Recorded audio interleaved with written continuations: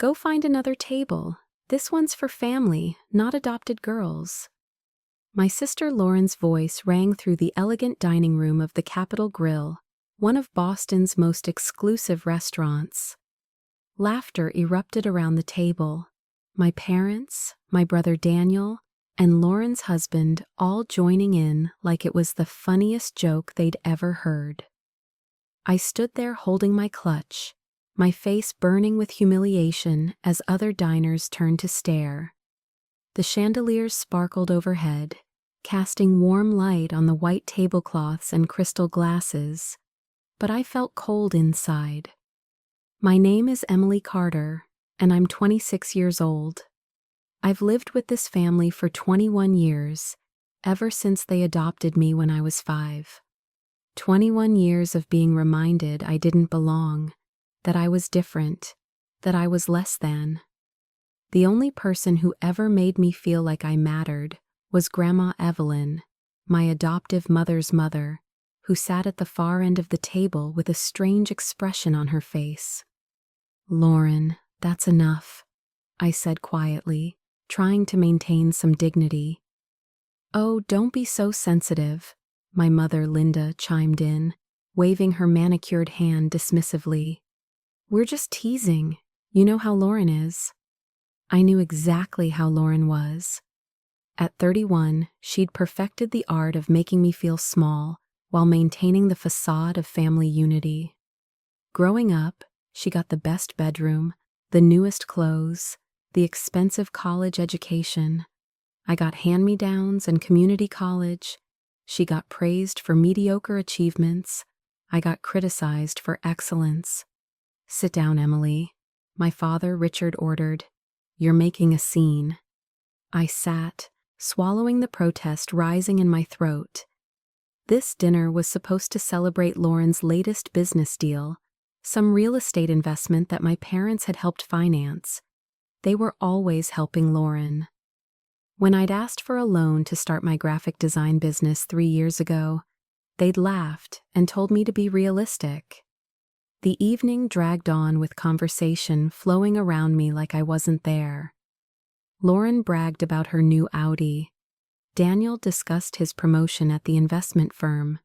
My parents beamed with pride, asking questions, offering congratulations. When I tried to mention the major client I'd just landed, a contract worth $50,000, my mother cut me off. "That's nice, dear. Daniel, tell us more about your bonus." By the time dessert arrived, I'd retreated into myself, the familiar numbness settling over me. This was my role in the family, the outsider, the charity case, the one they kept around to feel good about themselves. Then the waiter approached with the check. My stomach dropped as he placed the leather folder directly in front of me. I stared at it, confused. "What's this?" I asked. Lauren's laugh was sharp and bright. "Oh, didn't we mention? You're paying tonight. Consider it your contribution to the family since you're always taking and never giving." "Taking?" The word came out strangled. "I've never asked you for anything. The roof over your head growing up, the food, the clothes." Linda ticked off items on her fingers. "We gave you everything, Emily. The least you can do is buy us dinner." My hands trembled as I opened the folder. The total made my vision blur. $370. They'd ordered the most expensive wines, multiple appetizers, premium steaks, lobster tails. Daniel had ordered 3 desserts just because he could. "I can't afford this," I whispered. "Of course you can," Lauren said sweetly. "You just told us about your big client. $50,000, wasn't it? This is nothing to you now." The truth was that $50,000 was spread over 6 months of work, and most of it was already allocated to business expenses, rent, and paying off the student loans my family had refused to help with. This single dinner would wipe out my savings, but I couldn't make another scene, couldn't give them more ammunition to call me ungrateful, difficult, dramatic. With shaking hands, I pulled out my credit card and placed it in the folder.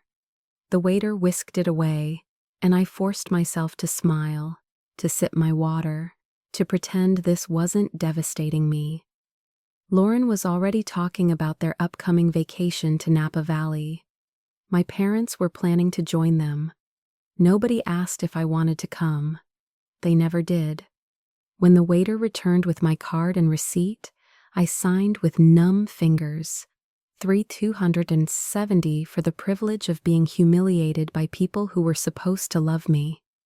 Well, that was lovely, Linda said, dabbing her lips with her napkin. Same time next month. Next month. They expected this to become a regular thing. I opened my mouth to protest, to finally say enough was enough, when a voice cut through the chatter. Just a moment, please. Everyone fell silent. Grandma Evelyn, who'd been quiet all evening, was standing at her end of the table. At 77, she still commanded attention, her silver hair perfectly styled, her posture straight as a rod. Something in her expression made my chest tighten. The restaurant seemed to hold its breath. Grandma Evelyn had always been different from the rest of the family. While my parents and siblings treated me like an obligation, she'd been the one who showed up at my school plays, remembered my birthday, asked about my dreams. She was also the wealthiest person I'd ever known, a self-made billionaire who'd built a pharmaceutical empire from nothing. But lately, she'd been quieter, watching. I'd noticed her observing family gatherings with an intensity that made me wonder what she was thinking. "Mother, what is it?" Linda asked, irritation creeping into her voice. We were just about to leave. "Sit down, all of you." Grandma Evelyn's voice carried authority that made even my father straighten in his chair. "I have something to say, and you're going to listen." Lauren rolled her eyes but stayed seated. Daniel checked his phone under the table.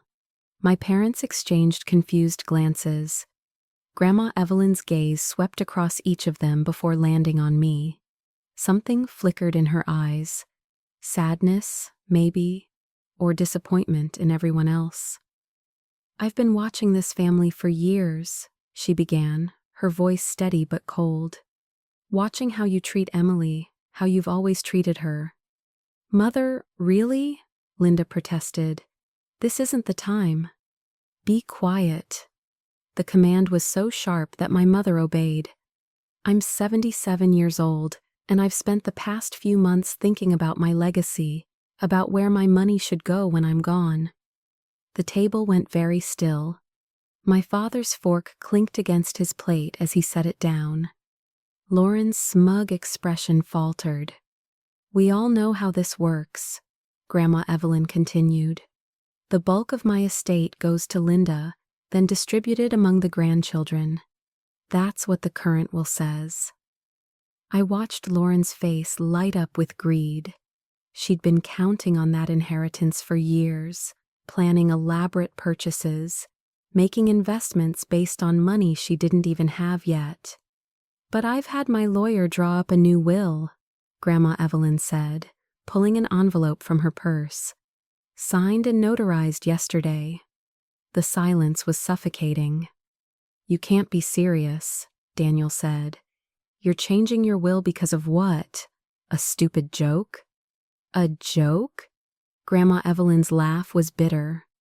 "I've watched you all mock and belittle Emily for over 2 decades.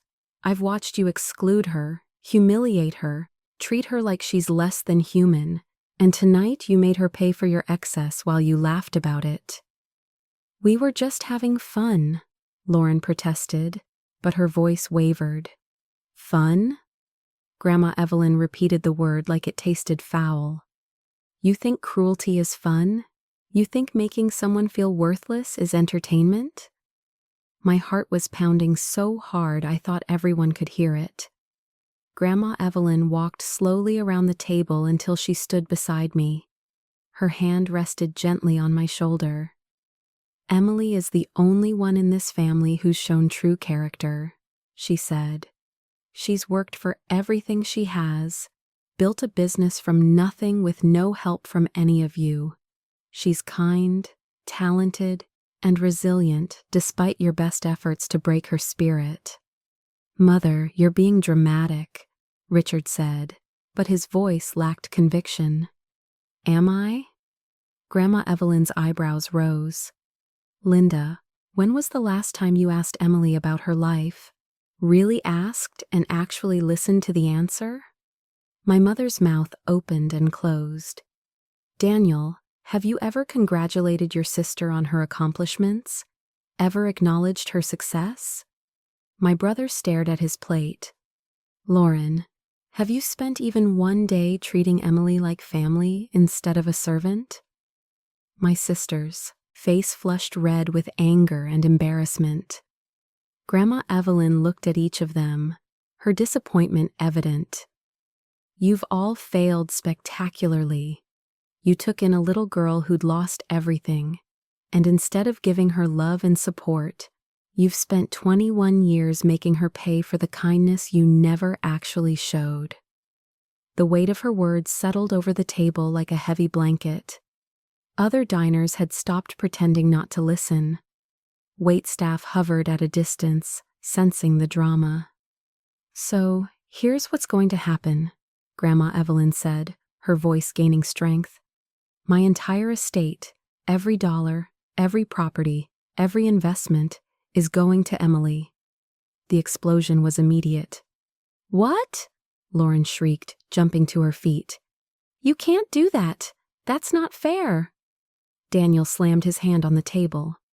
Mother, think about what you're saying, Linda pleaded. You're talking about billions of dollars. Emily isn't even really family. Stop. Grandma Evelyn's command silenced them again. Emily is more family than any of you have ever been. She's earned this not through blood, but through character, through being a better person than all of you combined. I sat frozen, unable to process what was happening. Billions of dollars. Grandma Evelyn's entire fortune. It was impossible, unreal, too enormous to comprehend. You're being manipulated, Richard said desperately. Emily must have done something. Emily has done nothing but survive your abuse, Grandma Evelyn cut him off. And that ends tonight. She pulled out her phone and made a call. Thomas, it's Evelyn. Yes, file the new will immediately.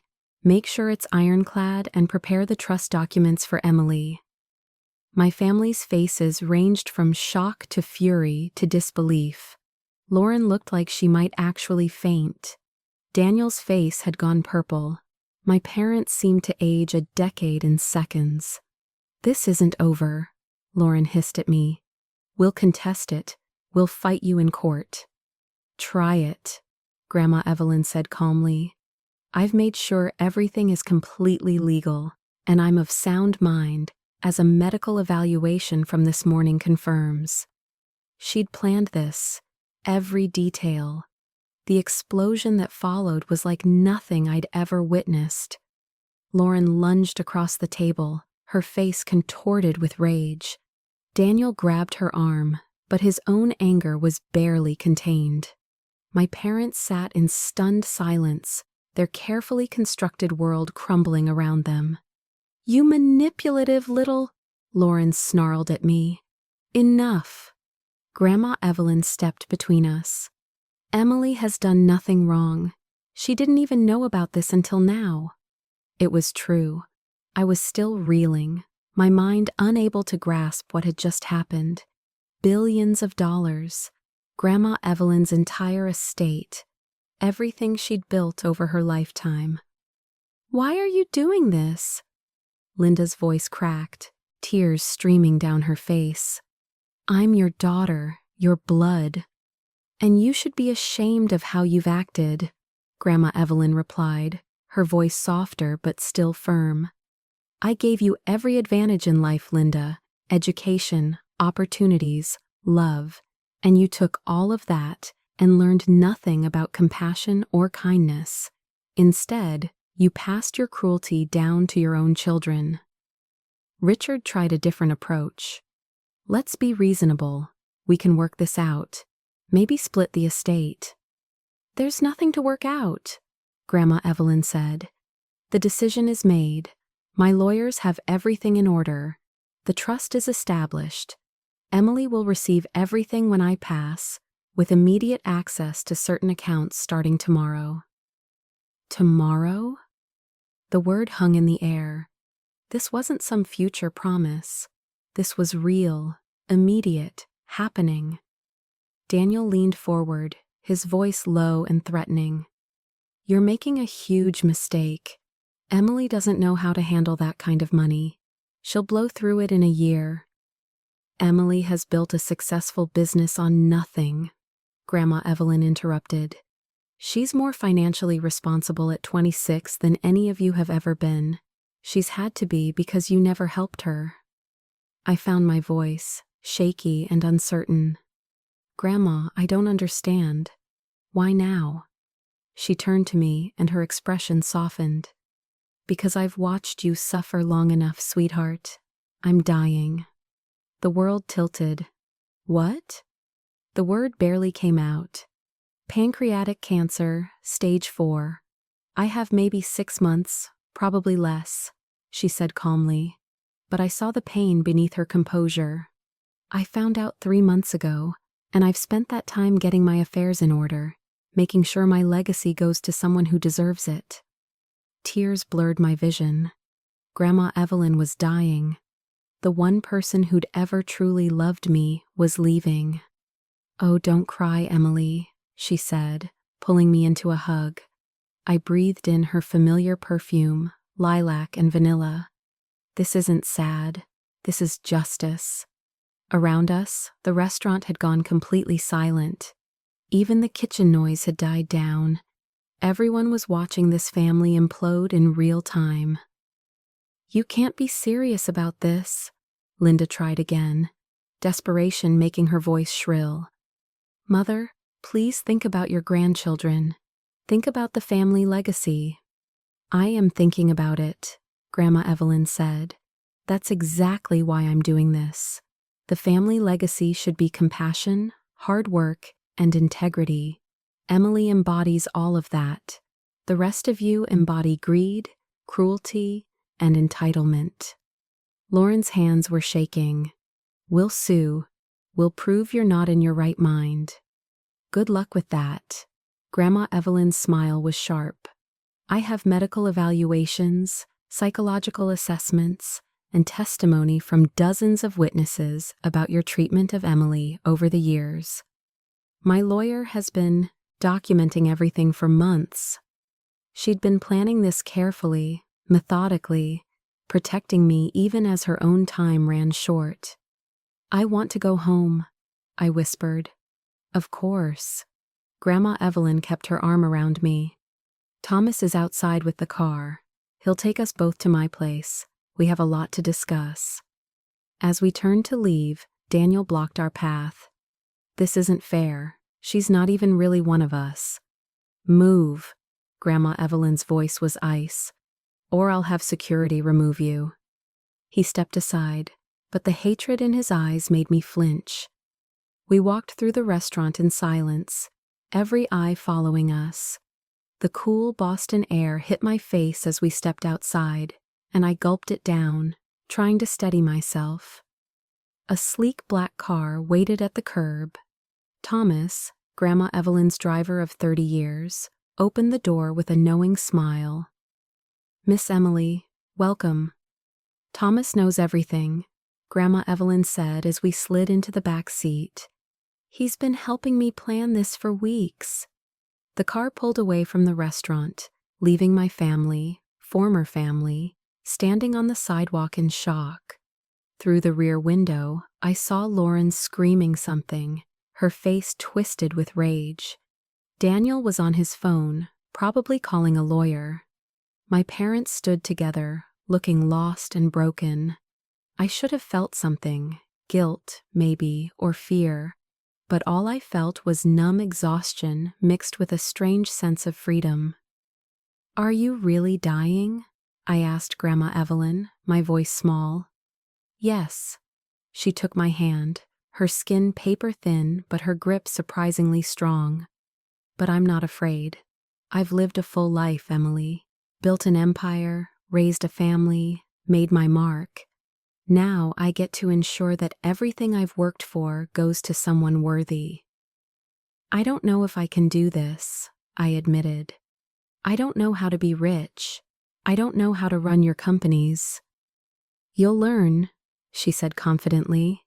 You're smart, hardworking, and you have good instincts. And you'll have an excellent team to guide you. I've made sure of that.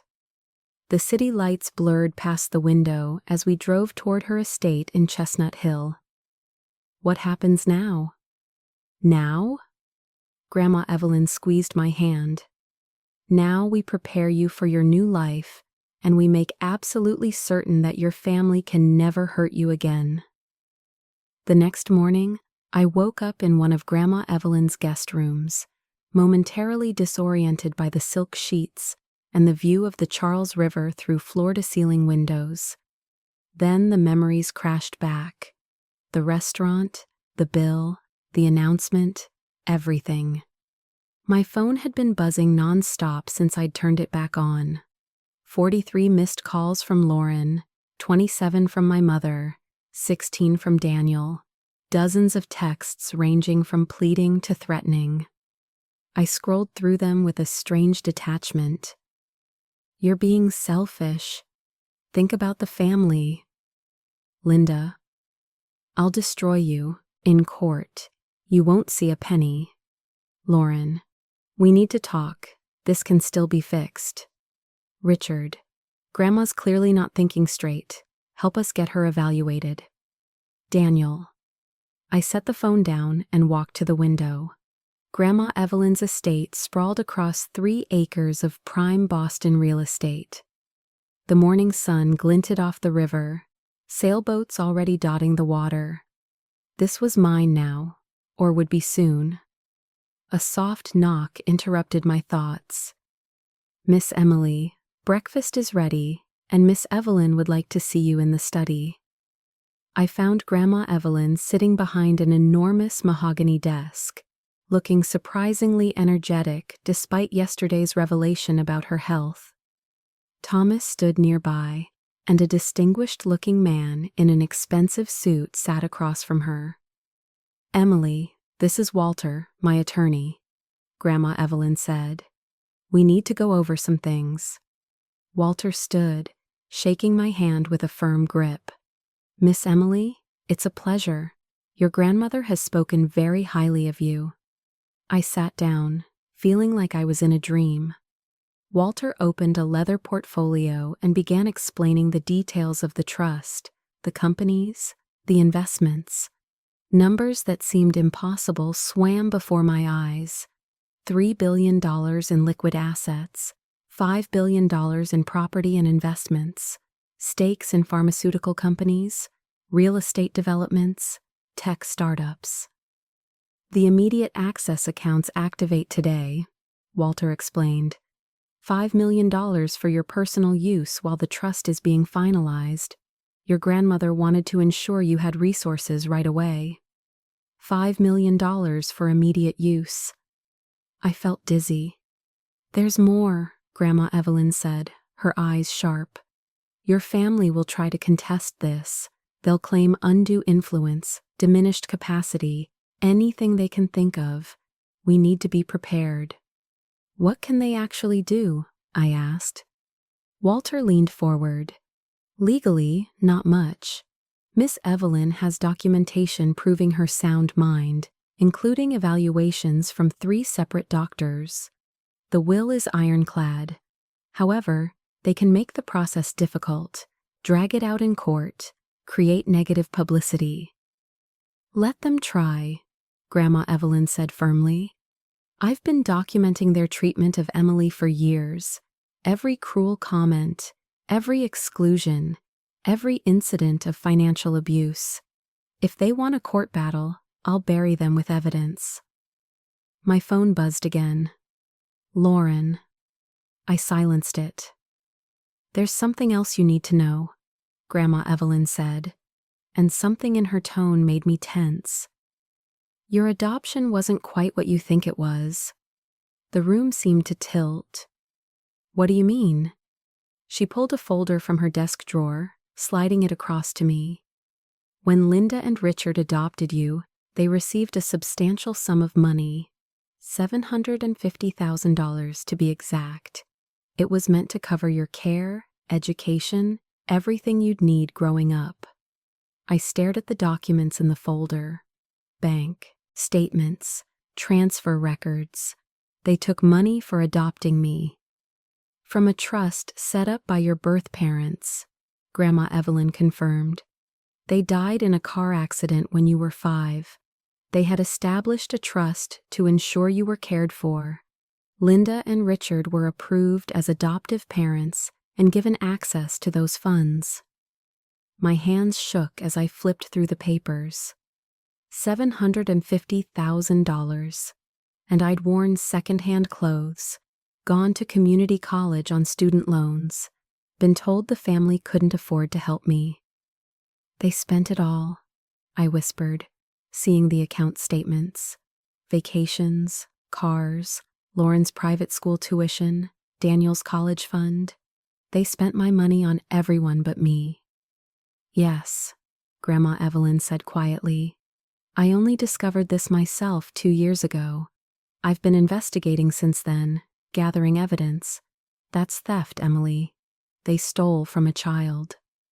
The betrayal cut deeper than anything else. It wasn't just cruelty or favoritism. They'd profited from my loss, taken money meant for my care, and used it to spoil their biological children while treating me like a burden. Why didn't you tell me sooner? I asked. Because I needed to be sure, needed all the documentation perfect and legal, and because, she paused, looking older suddenly, because I knew that once you learned the truth, there would be no going back. Your relationship with them, toxic as it was, would be over completely. She was right. Any tiny part of me that had hoped for reconciliation, that had wondered if maybe I was too sensitive or ungrateful, died in that moment. They hadn't just been cruel, they'd been criminals. What do I do?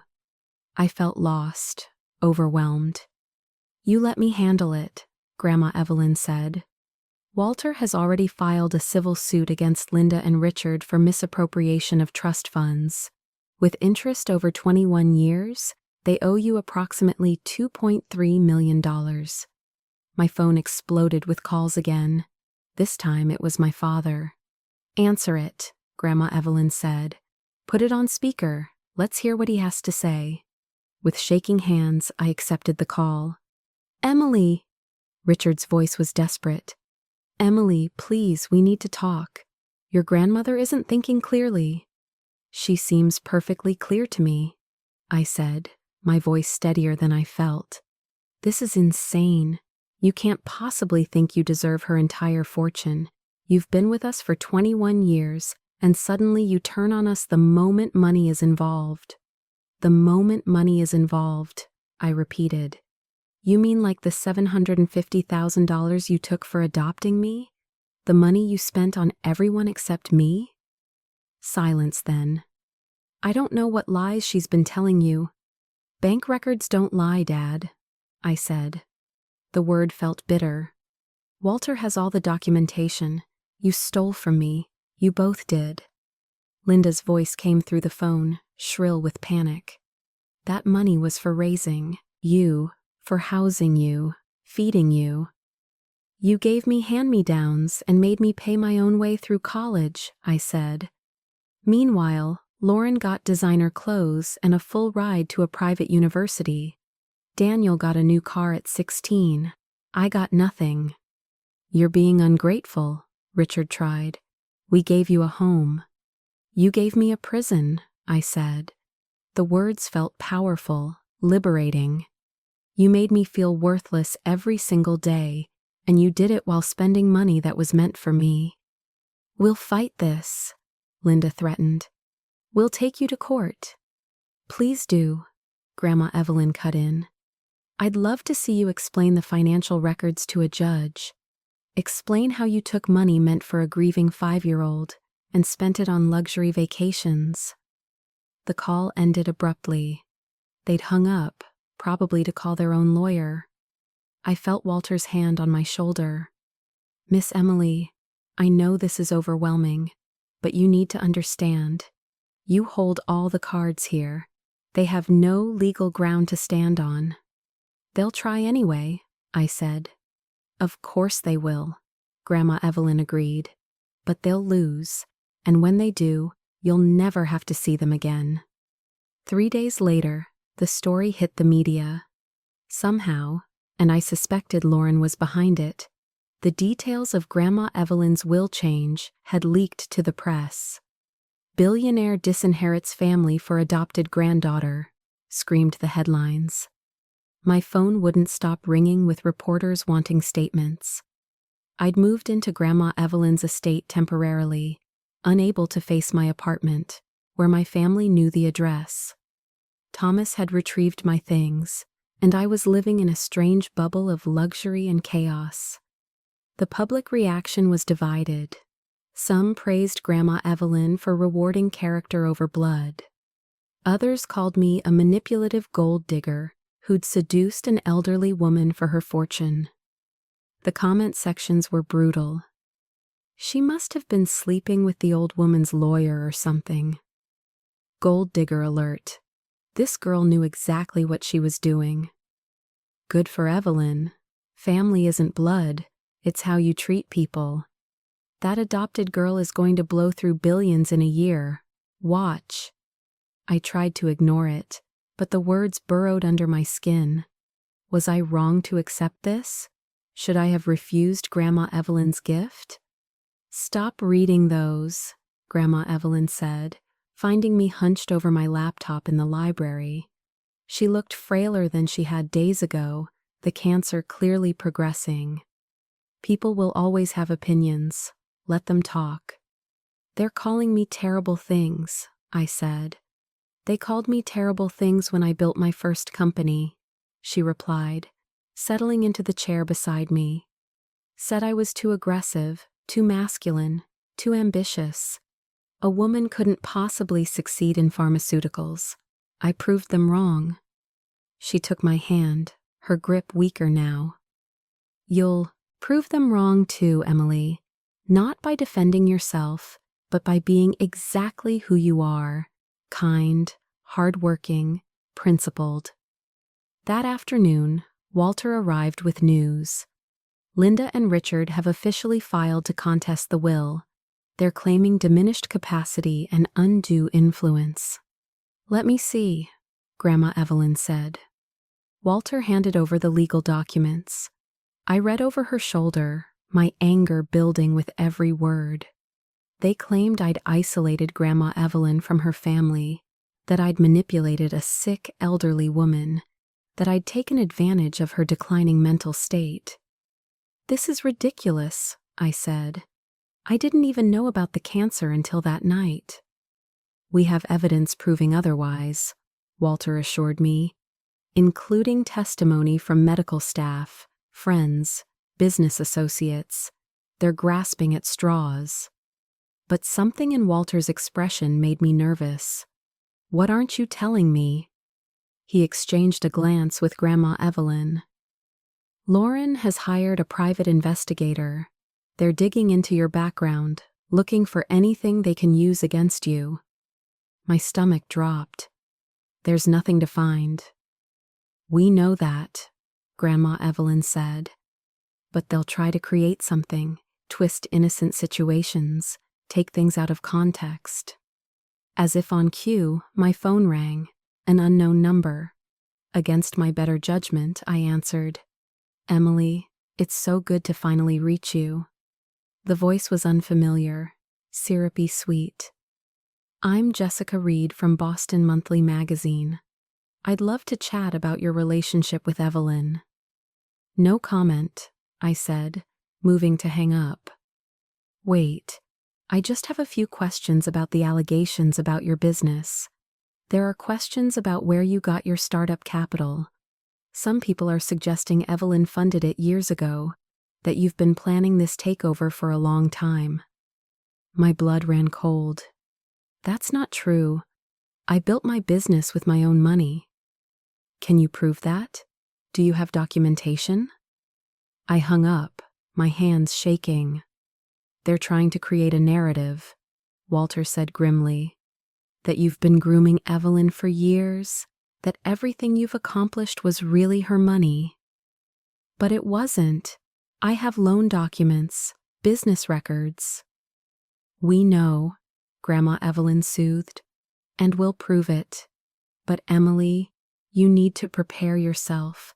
This is going to get worse before it gets better. She was right. By evening, social media was flooded with theories.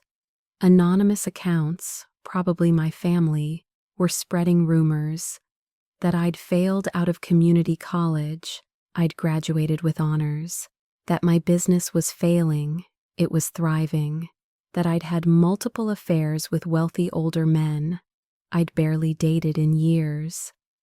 The cruelest rumor was that I'd somehow caused my birth parents' death to access their trust fund. I was 5 years old when they died, but facts didn't matter to internet trolls. I closed my laptop, feeling sick. Miss Emily, Thomas appeared at the library door. There are reporters at the gate, quite a few of them. I walked to the window overlooking the front of the estate. News vans lined the street, cameras pointed at the house. My private life was now a public spectacle. This is what they want, I said quietly. They want me to crack, to do something that makes me look bad. Then don't give them the satisfaction, Grandma Evelyn said. She looked exhausted, but her eyes were still fierce. We fight this the right way, with truth, with evidence, with dignity. That night, I couldn't sleep. I kept replaying moments from my childhood. Linda telling me I was lucky they'd taken me in, Lauren laughing when I didn't get invited to her birthday party, Daniel pushing me into the pool at a family gathering while everyone laughed. Every moment of exclusion, every casual cruelty, all building to this moment. Around 2 a.m., my phone buzzed with a text from an unknown number. You're going to regret this. We'll destroy you. L. Lauren, threatening me from a burner phone. I screenshotted it and sent it to Walter. Evidence. Grandma Evelyn had taught me well. The next morning brought a new development. Daniel showed up at the estate, somehow talking his way past security. I found him in the foyer arguing with Thomas. I need to see Emily, he was saying. Please, it's important. It's okay, Thomas, I said, though my heart was racing. I'll talk to him.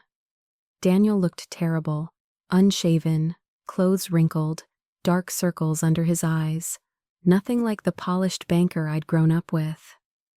Emily, please, he said. We need to fix this. The family is falling apart. The family fell apart a long time ago, I said. You're just noticing now because money's involved. That's not fair. I know we weren't always. I know we could have been better to you, but this? He gestured around the estate. Cutting us out completely? That's too far. Too far? My voice rose despite my attempt to stay calm. Daniel, you pushed me into a pool when I was 12, and I nearly drowned because I didn't know how to swim. Nobody taught me because swimming lessons were for real family. Lauren told everyone at school I was adopted because my real parents didn't want me. Mom forgot my birthday 3 years in a row. Dad told me I should be grateful for scraps. And you all spent $750,000 that was meant for me while I worked 3 jobs to pay for community college. Daniel's face went white. I didn't know about that money, I swear. You didn't know because you never asked. None of you ever asked about me, about my life, about whether I was okay. The words poured out, years of pain finally finding voice. You want to fix the family? There's nothing to fix. It was broken from the start. Emily, please. Get out, I said, my voice steady now, cold. Get out of this house and don't come back. You're making a mistake, Daniel said, but there was no conviction in it. When Grandma's gone, you'll have no one. I already had no one, I said. At least now I'll have resources to build an actual life. Thomas escorted Daniel out. Through the window, I watched my brother walk to his car, shoulders slumped. For a moment, just a moment, I felt a pang of something. Not quite guilt, but a sad acknowledgement of what could have been if they'd chosen differently. That afternoon, Walter called an emergency meeting. His expression was grave. Lauren's legal team has found something, he said.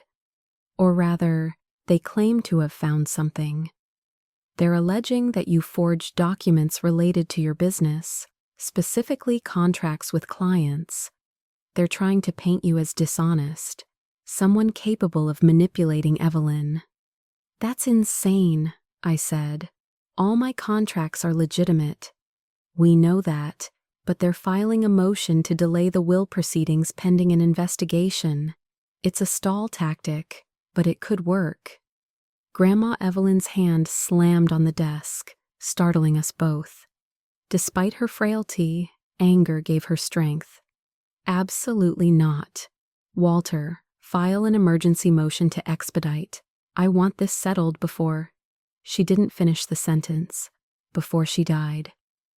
Evelyn, you should rest, Walter began. I'll rest when this is done, she snapped. My granddaughter is being attacked by vultures masquerading as family. We end this now. Walter nodded and pulled out his phone, stepping away to make calls. Grandma Evelyn turned to me, her eyes fierce despite the exhaustion evident in her face. Emily, I need you to do something for me. Anything. I'm holding a press conference tomorrow. I'm going to tell the truth, all of it. About the stolen money, the abuse, everything. But I need you to be there with me. The world needs to see you, hear from you directly. Terror gripped me. I can't. I'll say something wrong. You'll be perfect, she said firmly. Because you'll tell the truth. That's all you need to do. That night, I barely slept again. I kept rehearsing what I might say, then abandoning it. How do you sum up 21 years of pain in a few minutes? How do you make strangers understand? The press conference was scheduled for 2 p.m. at Grandma Evelyn's downtown office. When Thomas drove us there, the media presence was overwhelming. Cameras everywhere, reporters shouting questions, a crowd of onlookers documenting everything on their phones. Walter had prepared a statement, but when I looked at Grandma Evelyn, really looked at her, I saw how much this was costing her. She was dying, using her last reserves of strength to fight for me. The conference room was packed, cameras, rolling, lights bright, the air thick with anticipation. Grandma Evelyn sat beside me at a long table, Walter on her other side. She looked small but unbreakable. Thank you for coming, she began, her voice surprisingly strong. I'm here to address the rumors and allegations surrounding my will and my granddaughter Emily. She laid it all out. The documentation of abuse, the stolen trust fund money, years of emotional and financial manipulation. She showed bank records, medical evaluations proving her sound mind, testimony from witnesses. It was methodical, devastating, irrefutable. Some have suggested Emily manipulated me, Grandma Evelyn said, her gaze sweeping the room. The truth is the opposite. My biological family manipulated her. They took a grieving 5-year-old child and used her as a punching bag for their own inadequacies. They stole from her, belittled her, and made her feel worthless. Despite all of that, Emily built a life, a successful business. She became kind, compassionate, hardworking, Everything they are not. Then she gestured to me. Emily would like to say a few words. My mouth went dry. Every eye in the room was on me. I could see the judgment, the curiosity, the skepticism. I cleared my throat. I don't know what to say that my grandmother hasn't already said. I never wanted this attention. I never wanted to be rich or famous or involved in legal battles. My voice steadied as I continued. I just wanted a family that loved me. I wanted parents who cared if I was okay, siblings who celebrated my successes instead of mocking them. I wanted to belong somewhere. I looked directly at the cameras. I know some of you think I'm a gold digger, that Nee grandmother is giving me her fortune because she believes in who I am, not because I asked for it. And I'm going to honor that trust by being exactly who she sees, someone who builds things, helps people, and refuses to be cruel just because it's easier. The questions came fast and furious after that, reporters shouting, cameras flashing. But Walter fielded them expertly, and Grandma Evelyn sat beside me, her hand finding mine under the table. As we were wrapping up, Lauren burst through the doors.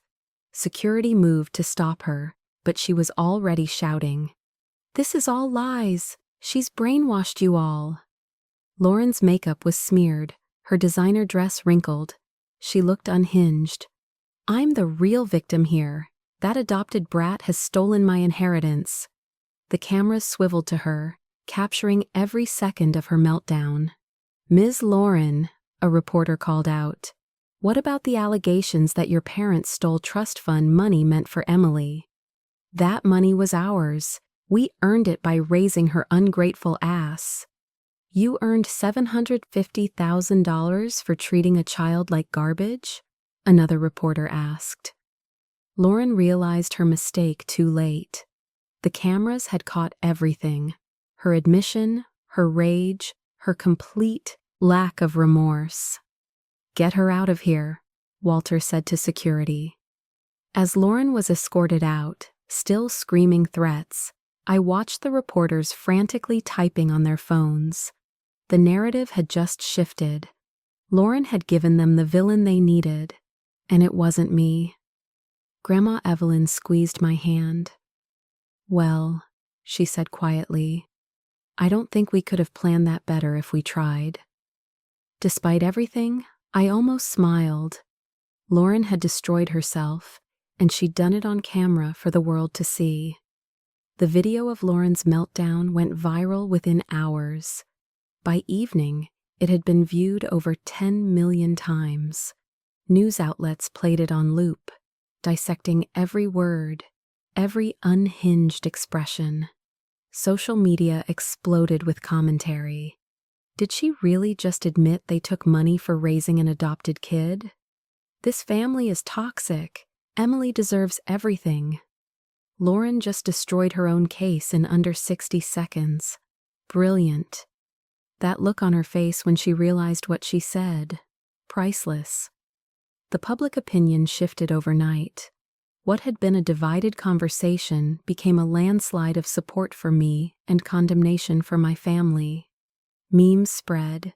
Commentary videos analyzed the situation. Legal experts weighed in, all agreeing that Lauren's admission had essentially torpedoed any chance of contesting the will.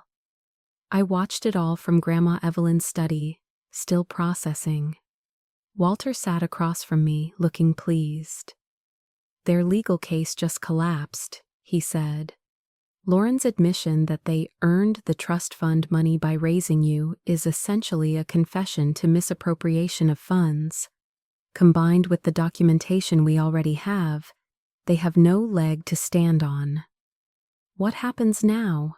I asked. "Now their lawyers will try to do damage control, but it's too late. The court hearing is in 3 days. I'd be shocked if the judge doesn't rule in our favor immediately." He paused. "There's also the criminal aspect. The district attorney's office has reached out. They're considering fraud charges against Linda and Richard." Criminal charges. My parents could go to prison. Grandma Evelyn entered the study, moving slowly with Thomas supporting her arm. She'd declined rapidly since the press conference, the effort having drained her reserves. But her eyes were still sharp. "Don't look so worried," she said, settling into her chair. "They made their choices. Now they face the consequences." "They're still my parents," I said quietly. "Or they were supposed to be." "They were never your parents," Grandma Evelyn said firmly. "Parents protect their children, love them, support them. What Linda and Richard did was exploitation, pure and simple." My phone buzzed. Another message, but this one made my blood run cold. "I know where you live now. This isn't over. L." I showed it to Walter, who immediately made a call. "I'm getting a restraining order filed today and increasing security at the estate." "She's desperate," Grandma Evelyn observed. "Desperate people do dangerous things." She was right. Over the next 2 days, Lauren's behavior became increasingly erratic. She showed up at my old apartment building, screaming at tenants. She posted long, rambling rants on social media, each one more unhinged than the last. She claimed I'd used witchcraft to manipulate Grandma Evelyn, that I was part of a conspiracy, that she was the real victim of elder abuse. Each post only made things worse for her. The public watched her self-destruct in real time, and any sympathy that might have existed evaporated. Daniel tried a different approach. He went on a local news program, presenting himself as the reasonable middle ground. "Look, I think there were mistakes made on both sides," he said earnestly to the camera. "Yes, maybe we weren't as welcoming to Emily as we should have been, but to cut the entire family out over childhood disagreements, that seems extreme." The interviewer wasn't buying it.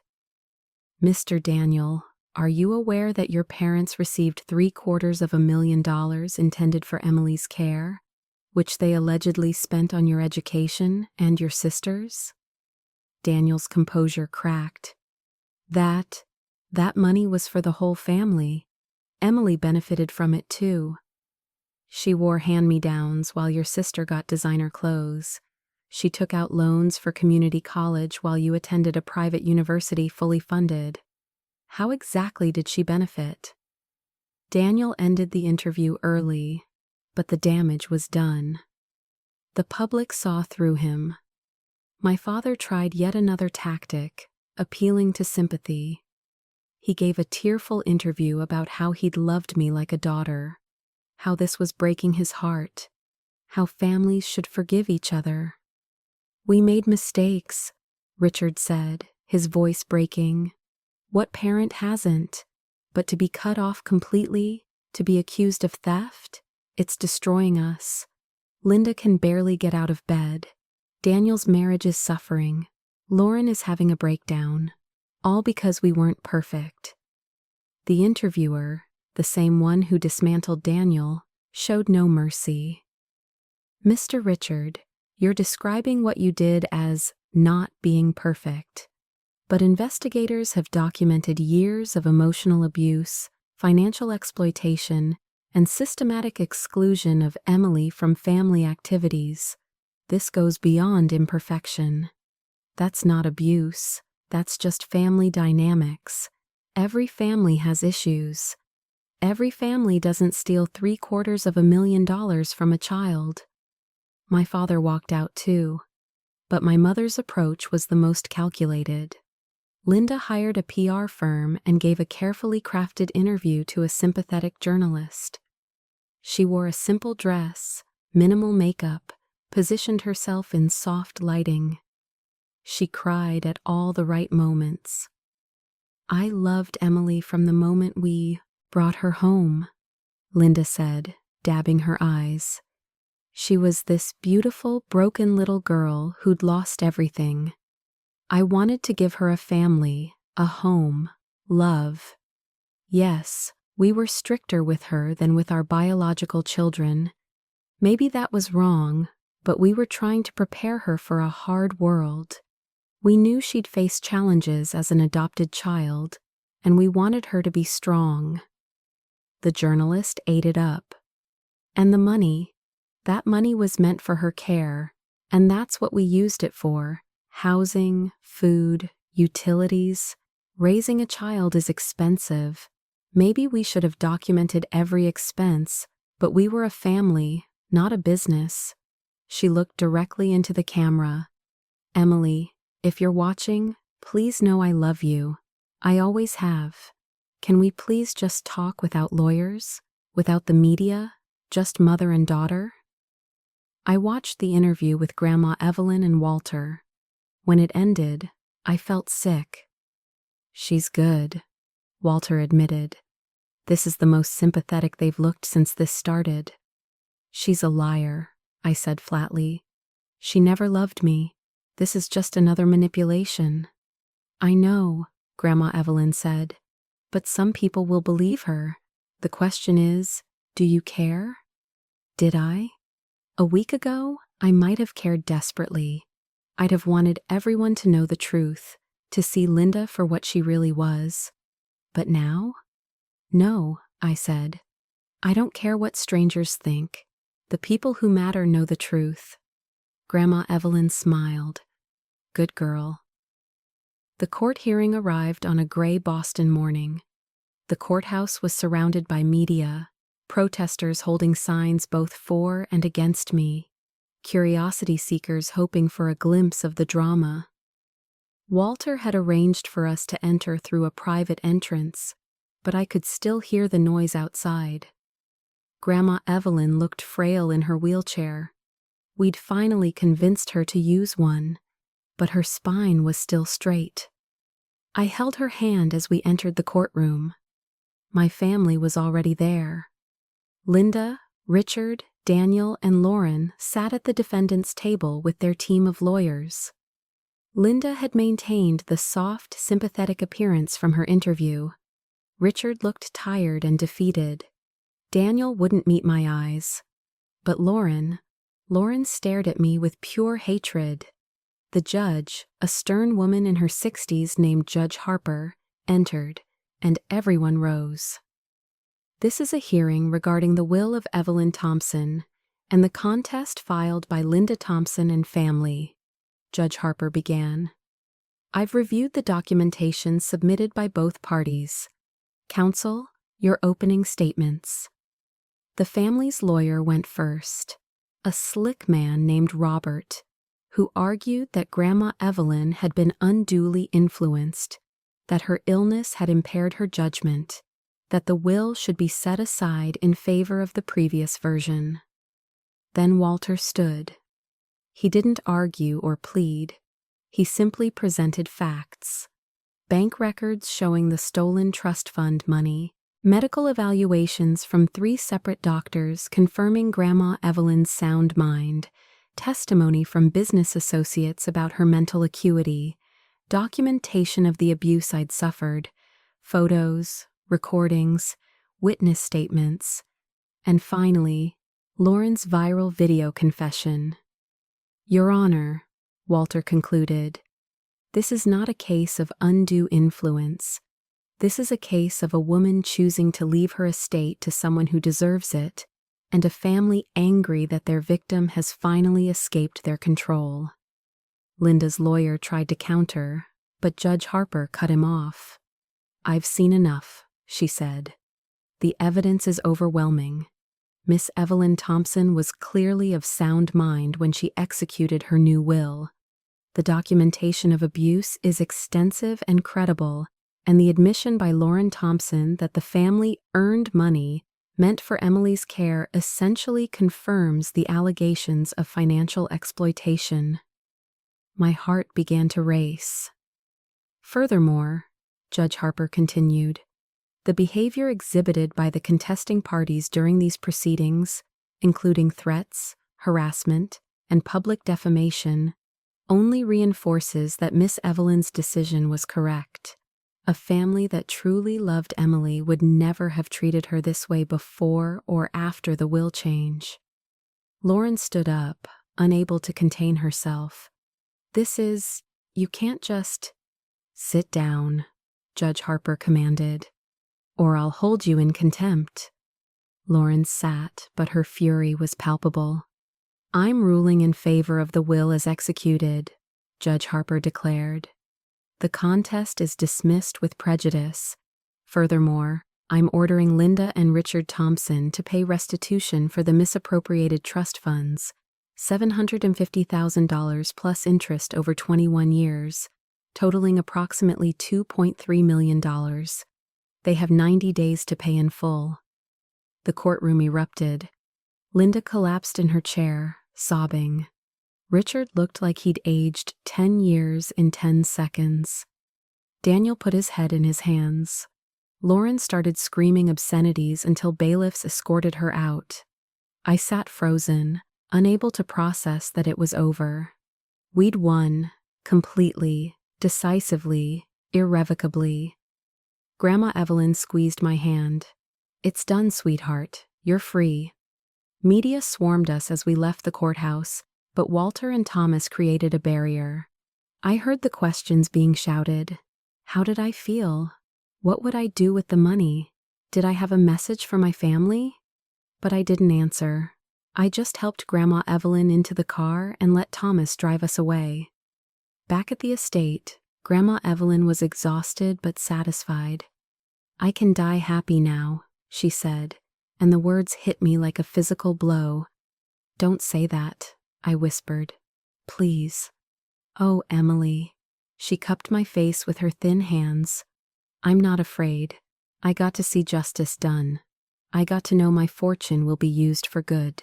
That's more than most people get.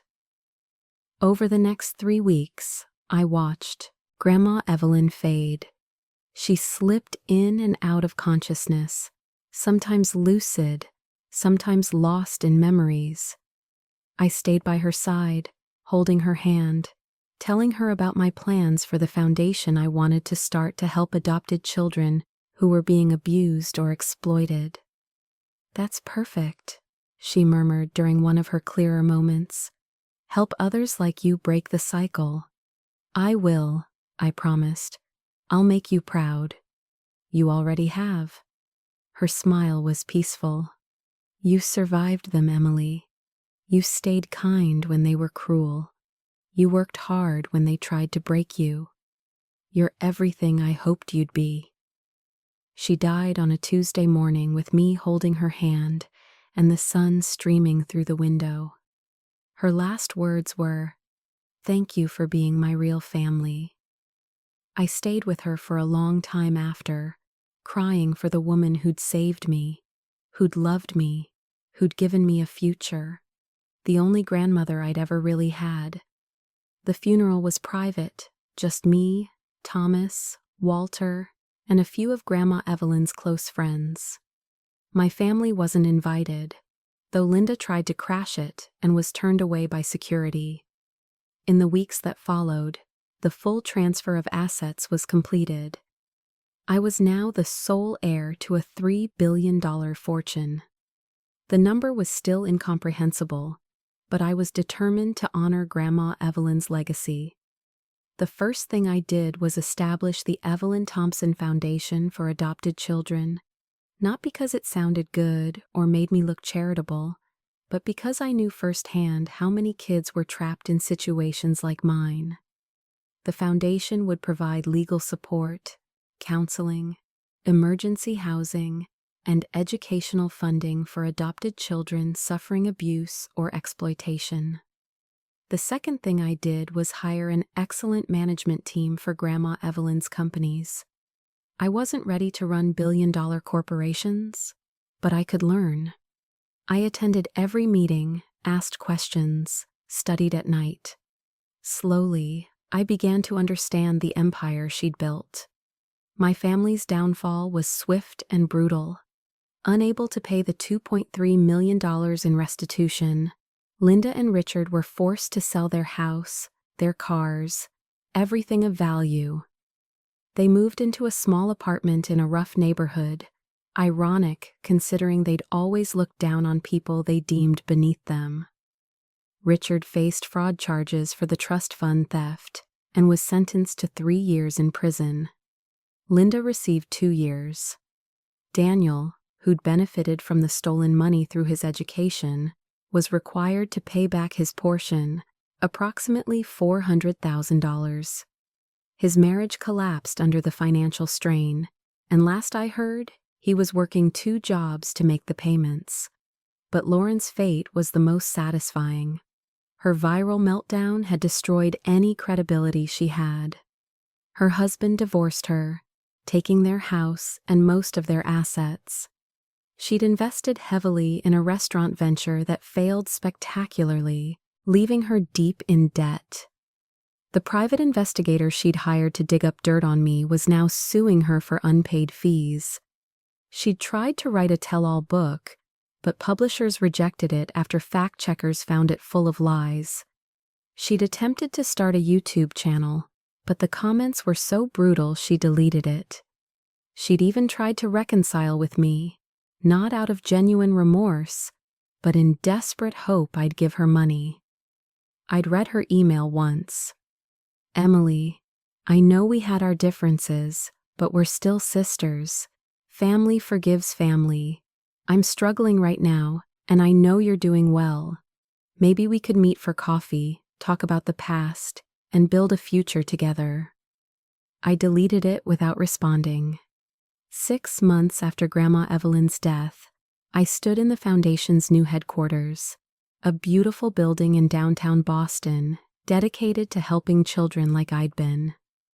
The walls were covered with photos of kids we'd already helped, stories of escape and new beginnings.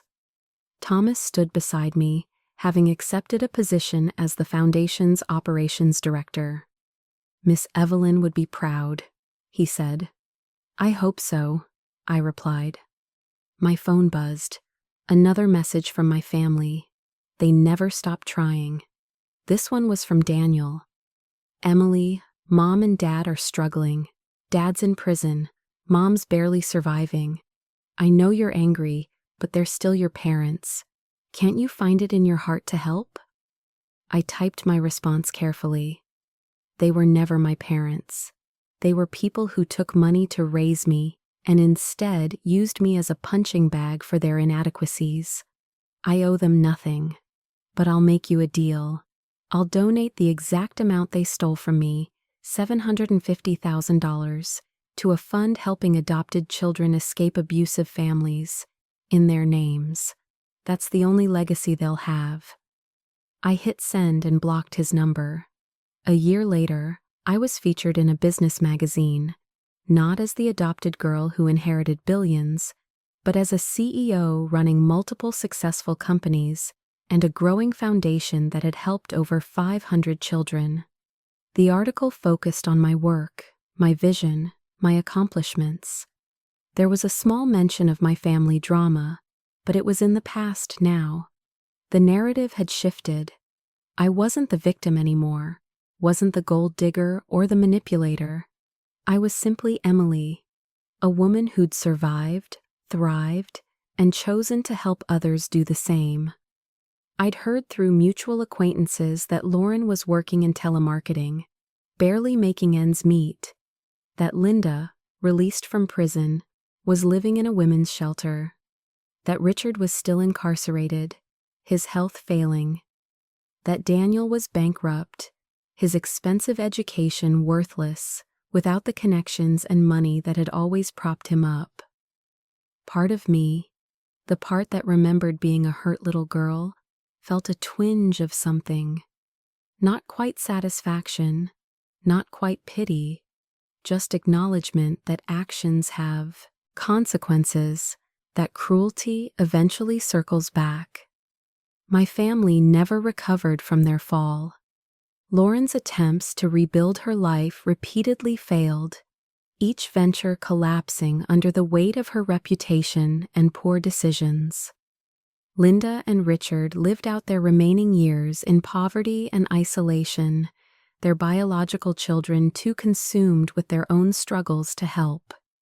Daniel's pride never allowed him to accept jobs he deemed beneath him, keeping him perpetually on the edge of financial ruin. They'd built their lives on a foundation of cruelty and entitlement, and when that foundation crumbled, they had nothing left to stand on. As for me, I built something lasting from the ashes of that painful past. Each child the foundation saved, each life changed, each cycle of abuse broken. That was my real inheritance from Grandma Evelyn. Not the money, but the understanding that sometimes the best revenge isn't destruction, but becoming everything they said you couldn't be. And watching them destroy themselves while you're busy building something beautiful. That was simply justice taking its natural course.